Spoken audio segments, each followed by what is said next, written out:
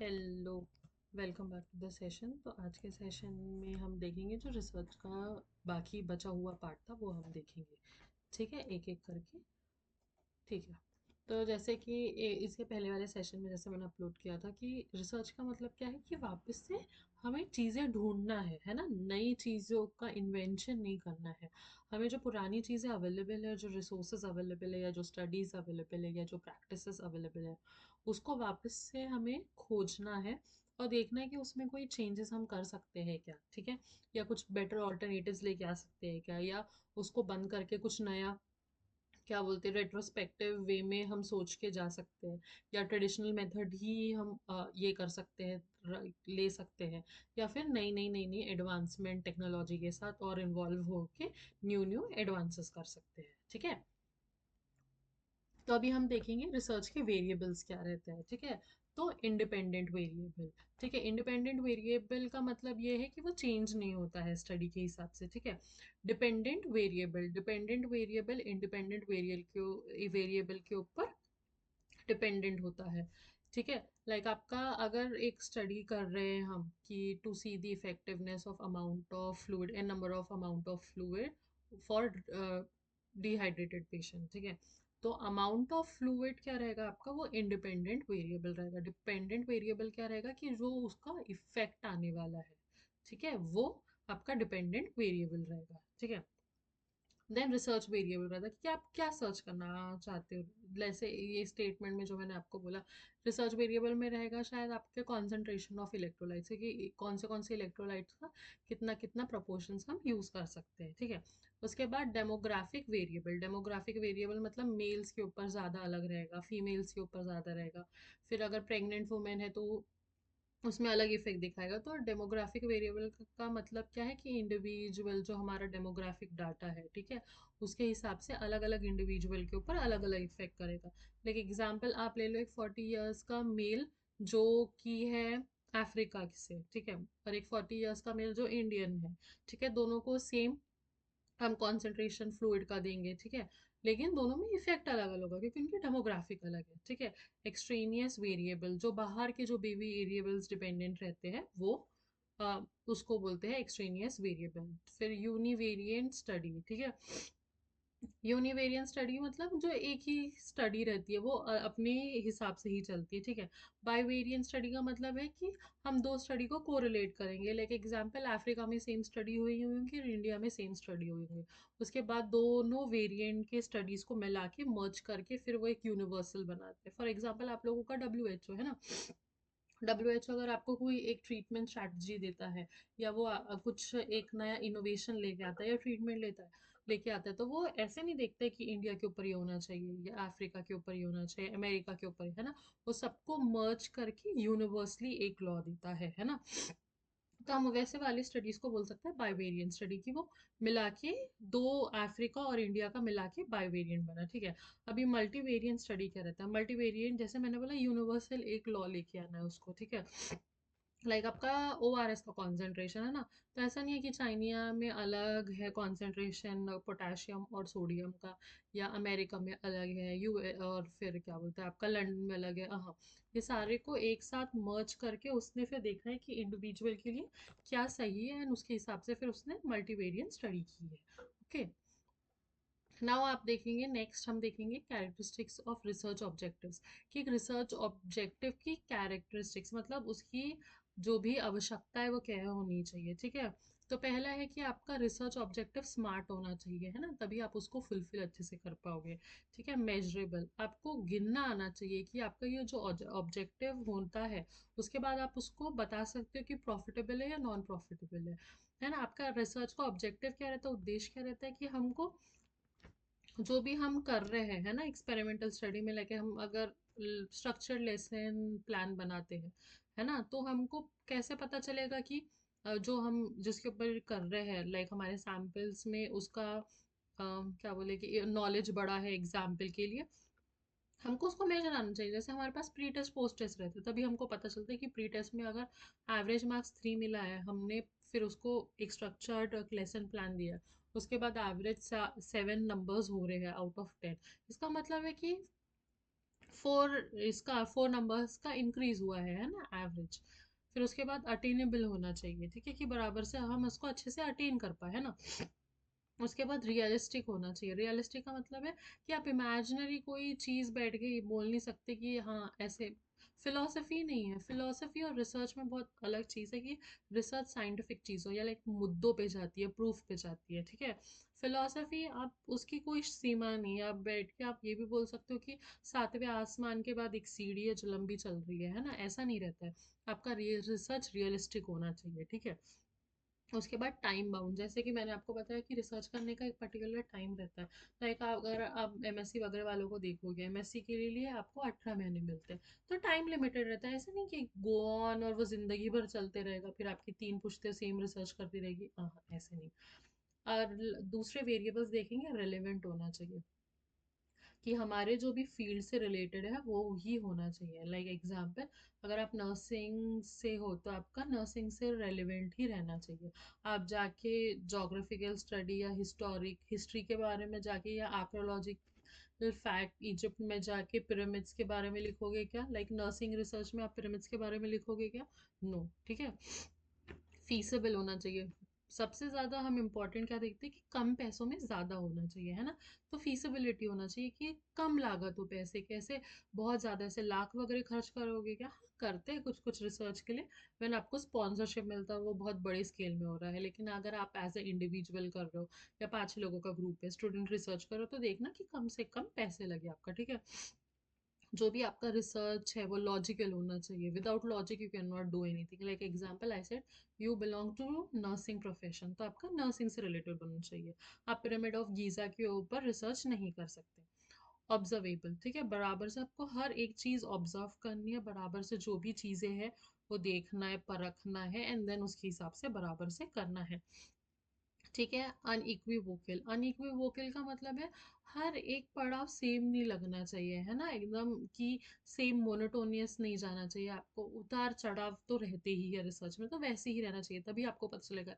Example, आपका pre study में 3.5 है और आपका पोस्ट टेस्ट में 4 है, तो सिर्फ 0.5 का ही इंक्रीज हुआ होगा क्या, है ना। तो ये एकदम अनइक्वल हो जाएगा, है ना। ऐसा नहीं कि आपको जितना प्री टेस्ट में मिला सेम चीज पोस्ट टेस्ट में मिलेगा, ऐसा नहीं।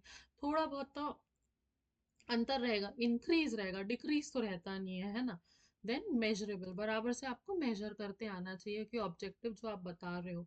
लाइक एग्जांपल, मेरा ऑब्जेक्टिव है कि after my research study there will be an increase of the knowledge, for example for blood donation, ठीक है। तो अगर आप आपको मेजर करते आना चाहिए। आप प्री टेस्ट में देखोगे, है ना, फिर उसके बाद ये करोगे, आपका स्ट्रक्चर्ड लेसन प्लान दोगे, एंड देन उसके बाद आपका पोस्ट टेस्ट। तो आपको मेजर होना चाहिए कि आपको कैसे पता चलेगा, वो तो बोलेगा हाँ हमें समझ में आता है ना। नॉर्मल सी बात है, अगर हम कोई क्लास लेते तो हर बार हम मुंडी हिलाते हैं या ऐसे ऐसे करते, तो आपको कैसे समझ में आएगा कि उसको समझ में आ रहा है कि नहीं आ रहा है। आपके सैम्पल्स को मेजर करेंगे हम, उनका नॉलेज प्री पोस्ट, है ना। देन अभी हम देखेंगे सर्वे, है ना। सर्वे भी एक टाइप मेथड है जिससे हम रिसर्च करते हैं, है ना। टाइप्स ऑफ सर्वे क्या रहता है? डिस्क्रिप्टिव सर्वे, लाइक लंबा लंबा लिखते हैं लोग। अगर पूछेंगे एग्जाम्पल सर्वे है, एग्जाम्पल के लिए कोई एक प्रोडक्ट लॉन्च हुआ है ना, तो लिखेंगे सर्वे। एग्जाम्पल ले सकते हैं हम, एक लैक्मे का प्रोडक्ट ले सकते हैं और एक निविया का प्रोडक्ट ले सकते हैं, है ना। तो डिस्क्रिप्टिव सर्वे में वो लिखेंगे पूरा कि हमने ये रात में 2 बार लगाया था तो हमको ये इफेक्ट हुआ। दैट इज डिस्क्रिप्शन की लंबे लंबे ऐसे टाइप निबंध समान लिखना, दैट इज डिस्क्रिप्टिव।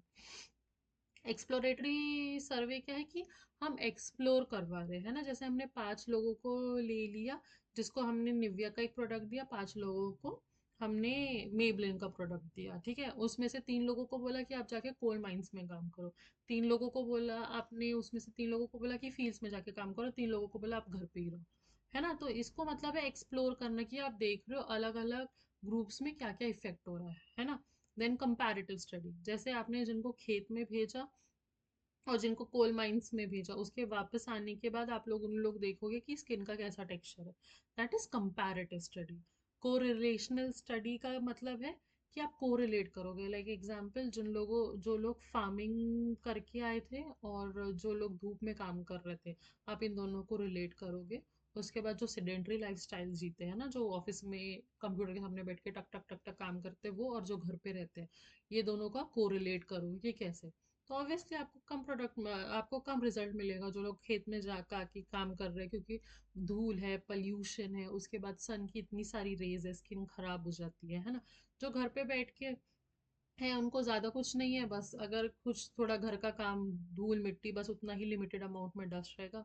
और जो सेडेंटरी लाइफस्टाइल है वो तो लोग एसी में बैठ के ही काम करते हैं ना, तो उनमें ज्यादा इफेक्ट रहेगा। तो ये दिस इज फॉर कोरिलेशनल सर्वे, तो आप ऐसा सर्वे करोगे, ठीक है। उसके बाद सबसे इम्पोर्टेंट चीज, हर एक चीज जो भी हम करते, बी इट बेड साइड या कॉलेज में as a nurse practitioner, as a researcher, है ना, हर एक चीज का एक एथिक्स होता है। एथिक्स का मतलब है कि हम we are govern by certain laws, है ना, जो हमको देती है, because we are dealing with human life. Example के लिए, एक इंजीनियर ने एक रोबोट बनाया और एक नट ढीला हो गया, तो वो कुछ भी जुगाड़ लगा के टाइट कर देगा या लूज कर देगा। टाइट करेगा तो हाथ नहीं हिलेगा, लूज कर देगा तो शायद ज्यादा ये होगा, फिर उसको बराबर ठीक कर देता। ह्यूमंस के साथ ऐसे है क्या? आपने बराबर से फीमर का नेक डॉक्टर ने अगर अच्छे से नहीं जोड़ा तो वापस से निकाल के वापस कर सकते हैं क्या बॉल एंड सॉकेट? नहीं कर सकते, है ना, बहुत डिफिकल्ट हो जाता है ना। लाइक एग्जाम्पल, अगर फ्रैक्चर है तो पूरा फ्रैक्चर का अगर जो भी कंपाउंड फ्रैक्चर है तो ठीक है, अगर बहुत ऐसे फ्रैगमेंट्स उन लोग निकाल रहे तो थोड़ा लेग की साइज कम हो जाती है, वापस से ठीक कर सकते हैं कि हाँ भैया ये कर लो थोड़ा सा। ऐसे नहीं होती है चीजें, है ना। तो हमें एथिक्स देखना है नर्सिंग रिसर्च में, because we are dealing with somebody's life. तो पहला है प्रिंसिपल ऑफ बेनिफिशियंस। बेनिफिशियंस का मतलब क्या है कि उससे फायदा होना चाहिए लोगों को, है ना, जो हम रिसर्च करें। लाइक एग्जांपल मैंने बताया था कि एग्जांपल एक रिसर्च का ले लो कि to improve the effectiveness of structure teaching plan on undergraduate student regarding knowledge about blood donation, है ना। तो ब्लड डोनेशन एक ऐसी चीज है जो फ्री ऑफ कॉस्ट होती है ना। लोगों को लगता है कि पैसे देके, हम पैसे देके डोनेशन करवाते, क्या नहीं, डोनेशन का मतलब है फ्री ऑफ कॉस्ट।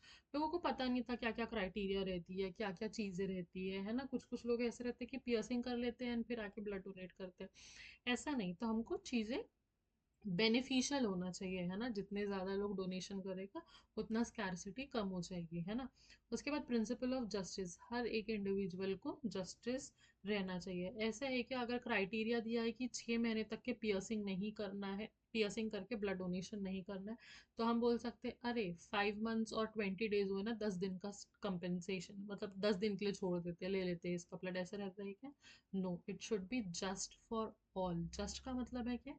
सबके लिए एक समान रहना चाहिए और किसी का इसमें नुकसान नहीं होना चाहिए, ठीक है। रिस्पेक्ट फॉर ह्यूमन डिग्निटी, हमें ह्यूमन डिग्निटी रिस्पेक्ट करनी चाहिए, है ना। Just because we are dealing with the human, और हम रिसर्च के नाम पे ऐसे नहीं, जैसे मैंने बताया कि हमने क्रीम प्रोडक्ट्स लिए, ठीक है, फॉर द स्किन, एक मेबलिन और निविया का, तो ऐसे बोल सकते हैं कि हम चेहरे से ये करेंगे, है ना, रिसर्च। हम इंटरनल पार्ट या इंटरनल बॉडी को ये बोलेंगे कि चेस्ट पे आपने यूज किया है बॉडी लोशन तो दिखाओ आपका चेस्ट का कैसे ये है, नहीं, we can not do that. Human dignity is very important, ठीक है। तो उसके बाद इन्फॉर्म्ड कंसर्न, ठीक है। यू कैन नॉट से कि अच्छा ये दुनिया के लिए भलाई वाला चीज़ है तो आपको इसमें आना ही है।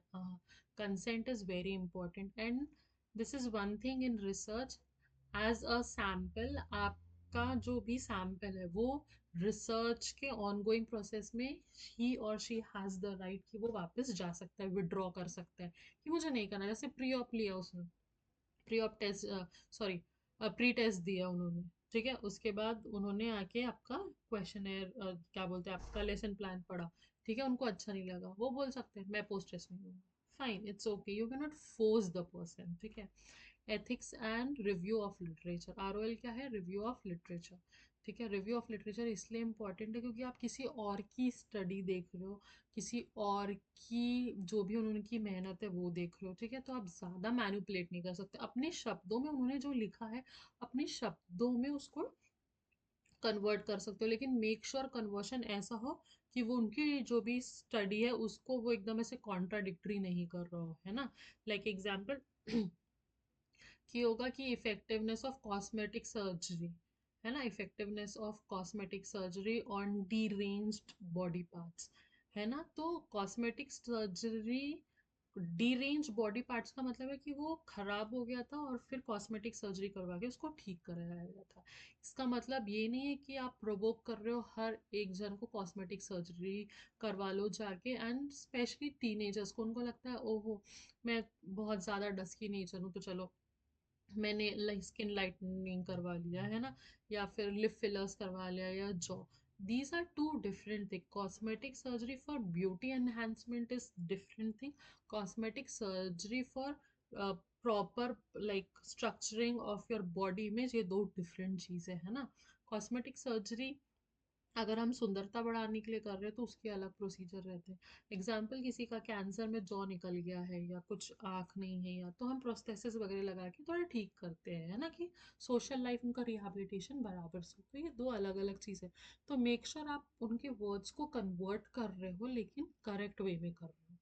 ठीक है, एथिक्स ऑफ मेथडोलॉजी, ठीक है, जो भी आप रिसर्च कर रहे हो मेथडोलॉजी बराबर से होनी चाहिए उसकी। ठीक है, मेक श्योर कि आप कोई गलत इससे ये नहीं कर रहे हो। ठीक है, बराबर जो भी है चीज़ें लॉ को ध्यान में रखते हुए, हर एक सैम्पल का जो भी डिग्निटी है वो सारी चीज़ें ध्यान में रखते हुए बराबर से वो फिलफिल कर रहे हो। Then ethical consideration in writing, जैसे मैंने बताया कि बहुत बार ऐसे रहता है कि आपको लगता है कि आपने कुछ और सोचा है लेकिन लिखते वक्त कुछ और हो जाता है।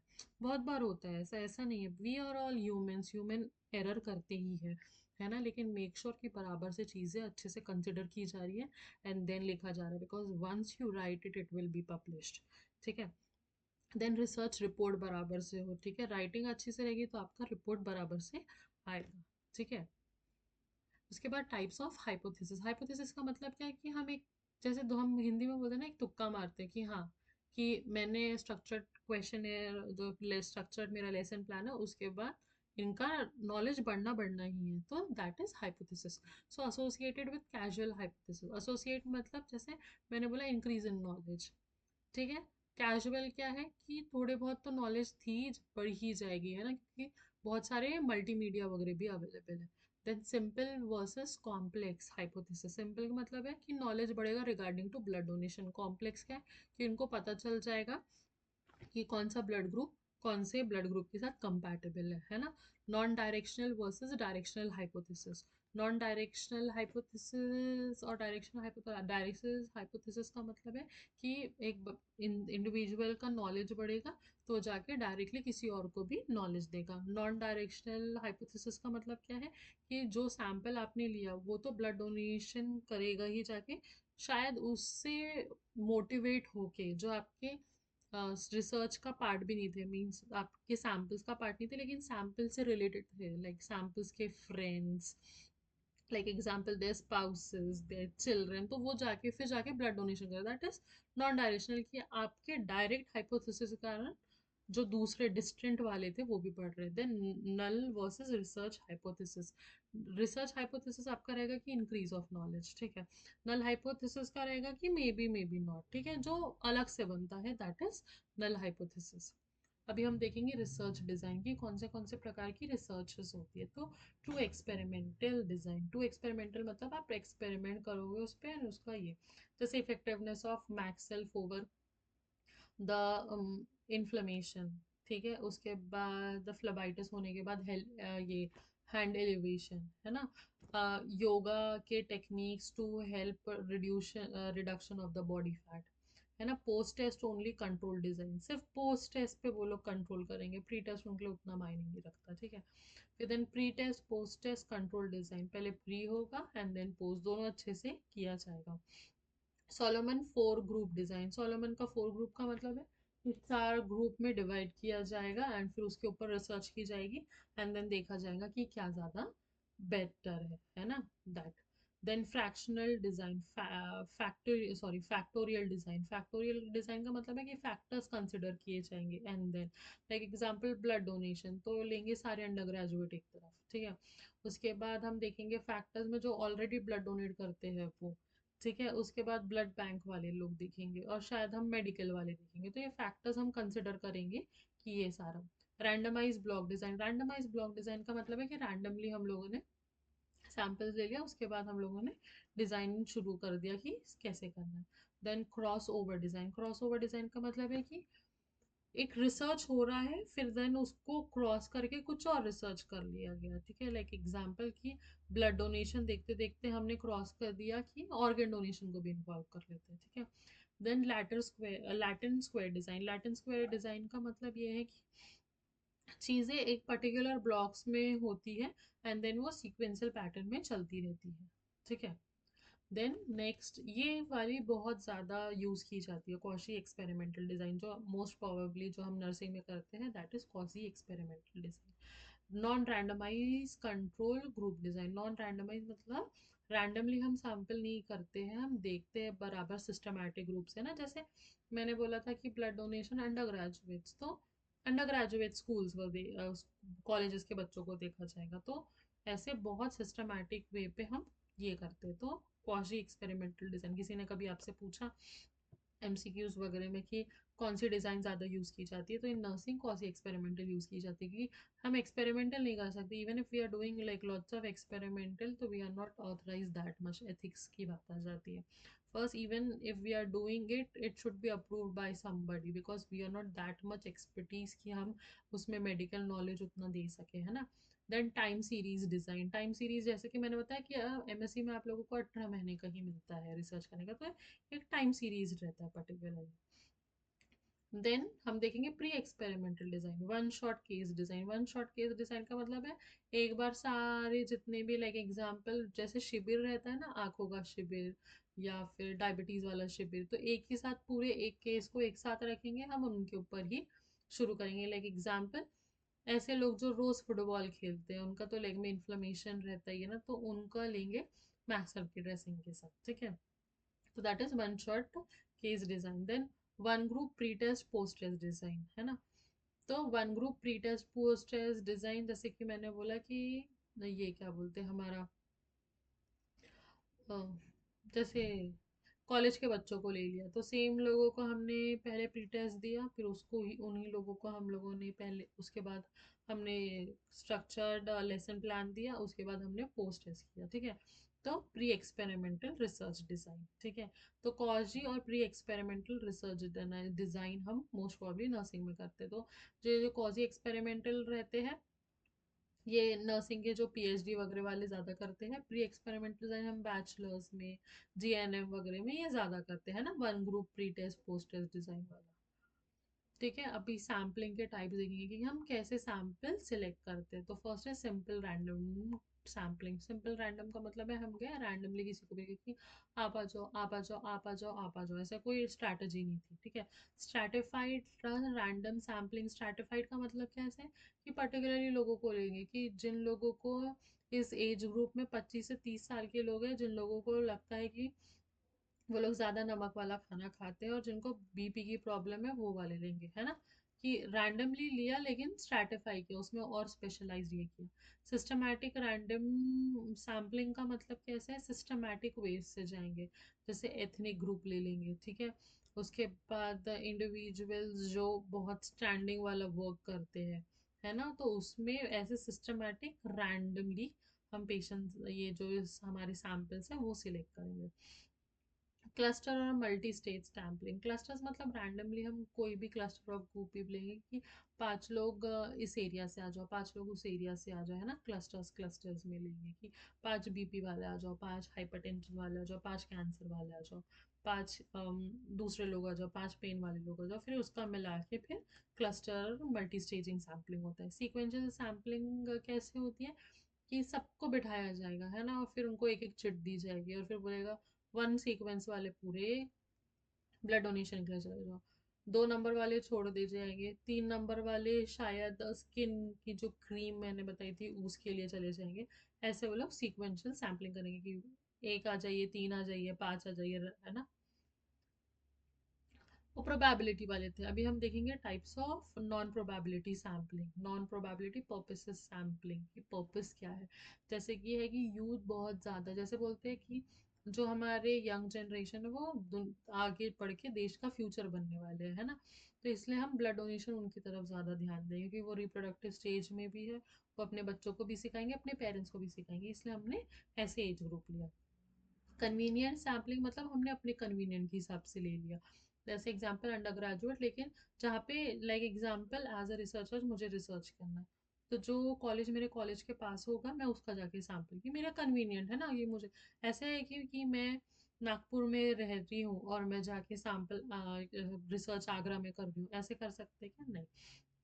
कोटा सैम्पलिंग, कोटा मतलब एक पर्टिकुलर जो कोटा के लोग रहते हैं उनका ही सैंपल, एक अंडर ग्रेजुएट्स वो लेंगे जो नर्सिंग कर रहे हैं, है ना, क्योंकि उनमें ज्यादा चीजें पता रहेगी, है ना। लाइक अगर हम बोल रहे हैं कि हमको स्किन डोनेशन के ऊपर रिसर्च करना है ना, तो जो ऑलरेडी मेडिकल फील्ड में है, जो प्लास्टिक सर्जरी, कॉस्मेटिक सर्जरी, ये सारी चीज़ों पे ज़्यादा ध्यान देते हैं, हम उनका लेंगे, क्योंकि हमको पता है कि ये लोगों के ऊपर ज़्यादा ऑलरेडी उन लोगों को थोड़ा बहुत बेस है नॉलेज का, तो वो लोग ज़्यादा एनहांसमेंट। आप एक रिक्शे चलाने वाले को जाके रैंडमली बोलोगे क्या कि चलो स्किन डोनेशन के ऊपर आपको, वो बोलेगा नहीं मुझे नहीं करना है यार, कैसे दिखेगा, अजीब सा, है ना। देन कॉन्सिक्यूटिव सैम्पलिंग मतलब कॉन्सिक्यूटिव के हिसाब से हम सैम्पलिंग करेंगे, ठीक है। उसके बाद स्नोबॉल सैम्पलिंग, स्नोबॉल का मतलब आपने देखा है स्नोबॉल, एक छोटा सा, जहाँ पे बर्फीला एरिया में आप लोग देखो ये भी स्नोमैन बनाते हैं ना, तो कैसे एक छोटा बॉल बनो, उसको लुढ़का के जो, तो वो और से बड़ा बड़ा बनता जाता है। तो स्नोबॉल सैम्पलिंग का मतलब क्या है, जैसे एग्जाम्पल के लिए मैंने, ठीक है, एज अ रिसर्चर मैंने चूज किया रमेश को और सुरेश को एज अ सैम्पल। रमेश जाके और दो लोगों को जाके सीता और गीता को जाके पकड़ के ले जाएगा, ठीक है। सुरेश जाके टीना मीना को पकड़ के ले जाएगा, है ना। तो दो से ये हो गए चार, फिर वो चार लोग जाके और 8 लोगों को लेके आएंगे, ये 4 लोग जाके और 8 लोगों को लेके आएंगे, तो ऐसे 16 हो गए। तो मैंने शुरू करी हुई थी 2 लोगों से, लेकिन फिर वो एक्सपैंड होते चले जा रहा है, ठीक है, लाइक 2 4 फिर 8, ऐसे ऐसे बढ़ते जा रहा है, दैट इज स्नोबॉल सैम्पलिंग, ठीक है। उसके बाद हम देखेंगे कि अलग अलग रेटिंग स्केल्स कैसी रहती है, क्या क्या रेटिंग स्केल रहते हैं, कि हम कैसे कैसे देखते हैं कि बराबर से हो रहा है कि नहीं हो रहा है। तो ग्राफिकल की ग्राफ बना दिए जाएंगे, है ना, बढ़ता हुआ ग्राफ, उतरता हुआ ग्राफ। देन डिस्क्रिप्टिव, लोग लिखेंगे, अगर जिनको नॉलेज नहीं रहेगी वो 2 लाइन में आंसर्स लिखेंगे, जैसा था एक वर्ड में लिखेंगे हाँ या ना। जिन लोगों को नॉलेज ज्यादा रहेगी वो पूरा इतिहास और पूरा निबंध लिखेंगे, है ना। देन न्यूमरिकल, तो नंबर से हमको पता ही चल जाता है, 1 being the least number, 10 being the maximum number. तो अगर 2 आ रहा है आप लोगों को प्री टेस्ट में, तो समझ में आएगा कि ठीक है, कम है नॉलेज, है ना एकदम। वही पोस्ट टेस्ट में आपको 8 9 मिल रहे, तो दैट मीन्स कि आपका जो भी इंटरवेंशन था वो इफेक्टिव था, ठीक है। Non parametric test, non parametric test क्या क्या रहते हैं, काई स्क्वायर टेस्ट, है ना। उसके बाद science test, then Mann Whitney U test, ठीक है। ये सारी चीजें आपकी स्टैटिस्टिक्स में आती है। Then Wilcoxon signed rank test, है ना। ये सारी चीजें आपकी स्टैटिस्टिक्स में है। बस आप लोगों को ये ध्यान में रखना है कि नॉन पैरामेट्रिक में कौन से टेस्ट आते हैं, एमसीक्यूज वगैरह में ज्यादा पूछे जाते हैं, ठीक है। अभी हम देखेंगे चैप्टर्स क्या क्या रहते हैं रिसर्च के, बहुत सारे एमसीक्यूज लाइक पीजीआई वगैरह में ये पूछा जाता है कि चैप्टर 4 क्या है रिसर्च का, है ना। तो चैप्टर के याद रहने चाहिए आपको। जो चैप्टर 1 है इंट्रोडक्शन, जिसको बैकग्राउंड ऑफ स्टडी भी बोलते हैं, कि आप जैसे इंट्रोड्यूस करवा रहे हो, लेकिन आपको उसका बैकग्राउंड ऑफ स्टडी मतलब उसका उद्देश्य क्या है ना। देन चैप्टर जो आपका 2 है, उसके बाद रिव्यू ऑफ लिटरेचर है आपका, ठीक है, लिटरेचर रिव्यू करेंगे। चैप्टर 3 में मेथोडोलॉजी रहेगी कि आप कैसे रिसर्च करोगे, क्या क्या करोगे। चैप्टर 4 में एनालिसिस एंड इंटरप्रिटेशन, सब एनालिसिस करना इंपॉर्टेंट नहीं है, उसका इंटरप्रिटेशन भी देना रहता है आपको। चैप्टर 5 इज आपका डिस्कशन, आप डिस्कस करोगे कि क्या किया था क्या नहीं किया था। चैप्टर 6 इज योर कंक्लूजन, कि आई कंक्लूड, पूरा जो भी है आपका संदर्भ, उसका छोटा सा संक्षेप में आप लिखोगे ये क्या क्यों किया गया था। एंड रिकमेंडेशन क्या है, कि आप आगे वो बोल दोगे कि आप यहाँ की रिसर्च ये कंप्लीट हो गया, रिसर्च इज नेवर ओवर, वो चलती ही रहती है, चलती रहती है। तो आप रिकमेंडेशन में बिब्लियोग्राफी लिखोगे कि आपने क्या क्या यूज किया था, कैसे, कि कल को जाके अगर अगले 10 साल के बाद कोई आपका रिसर्च देखता है तो उनको पता रहना चाहिए आपने क्या क्या सोर्सेज यूज किए थे, क्या क्या किया था, है ना। एंड देन अपेंडिक्स रहता है आपका, ठीक है। नाउ टाइप्स ऑफ ऑब्जर्वेशंस, आपको क्या क्या ऑब्जर्वेशंस रहते हैं वो देखेंगे हम। स्ट्रक्चर्ड ऑब्जर्वेशन, कि आपको पता रहता है हमको आपको क्या क्या देखना है, लाइक एग्जांपल आपको देखना है कि gain of knowledge, that is structured observation. Unstructured observation की गेन ऑफ नॉलेज के बाद कितने लोग ब्लड डोनेशन के लिए जा रहे हैं, दैट इज अनस्ट्रक्चर्ड ऑब्जर्वेशन, ठीक है।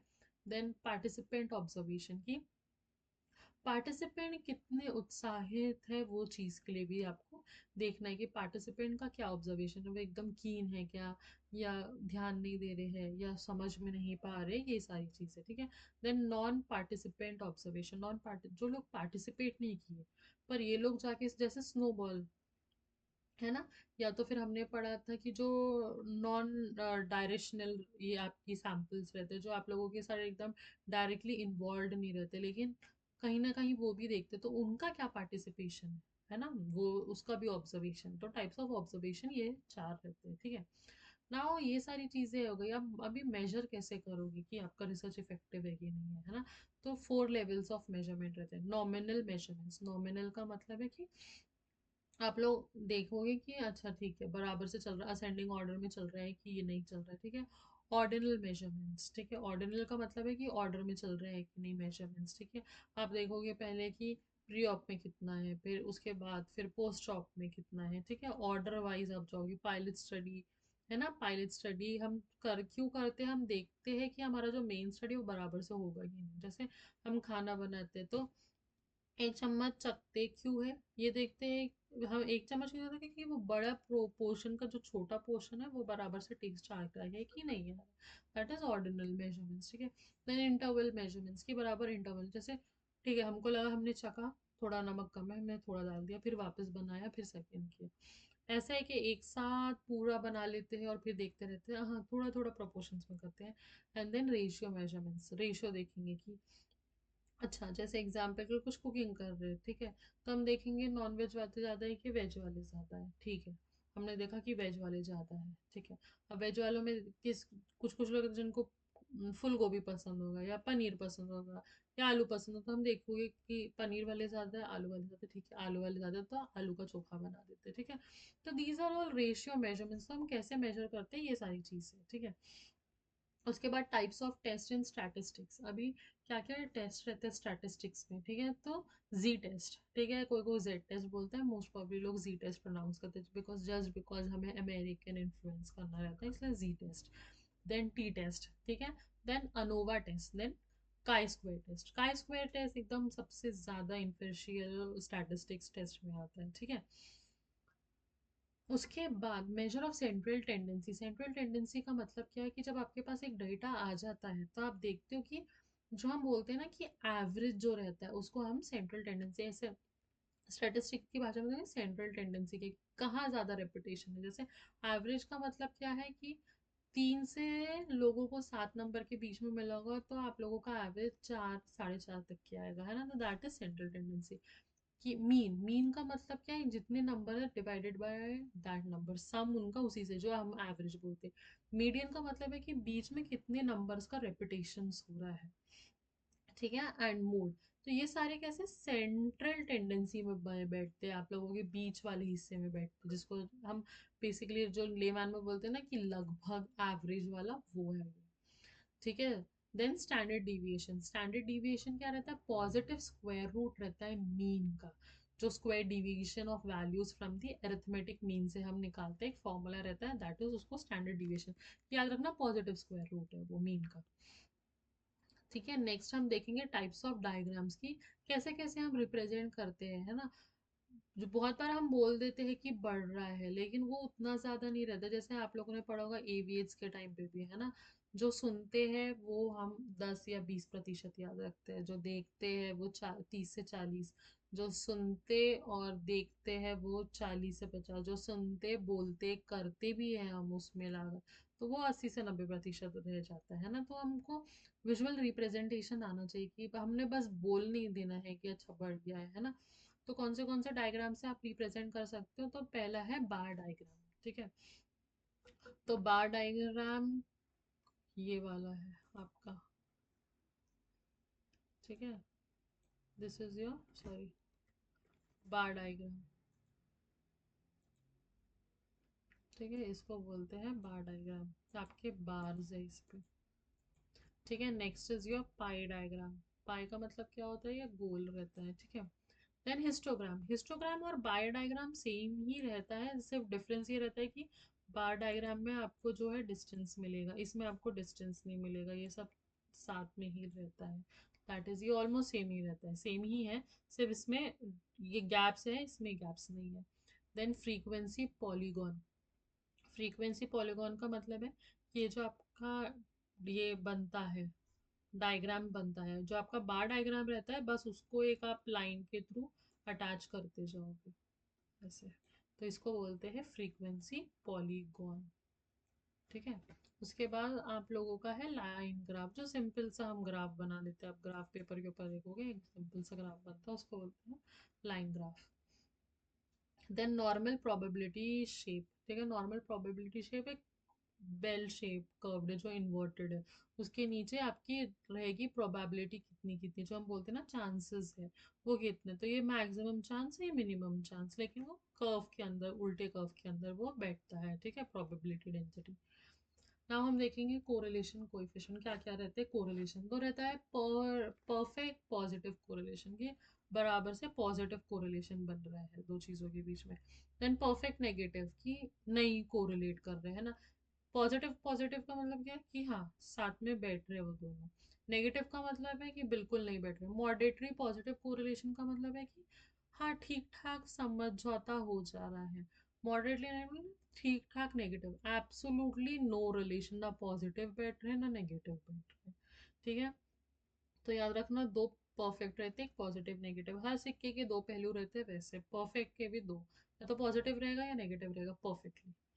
ठीक है, मॉडरेटली वो जो ठीक ठाक वाले रहते हैं ना, हाँ जैसे हमारा नेचर रहता है मोस्ट प्रॉब्ली बोलते हैं इंडियंस मॉडरेटली वो कोरिलेट रहते हैं कि हाँ मतलब वो उनका रहता है कि हाँ मैं नहीं आ रही हूँ, सीधा नहीं बोलते कि नहीं देखेंगे मम्मी से पूछ के बताएंगे, तो that is moderately positive and negative. ठीक है। देन एब्सोल्युटली नो रिलीजन मतलब बिल्कुल भी कुछ ना पॉजिटिव है ना नेगेटिव है, they are two poles apart, एकदम उत्तर दक्षिण की तरफ है, मिलेंगे ही नहीं मिलेंगे।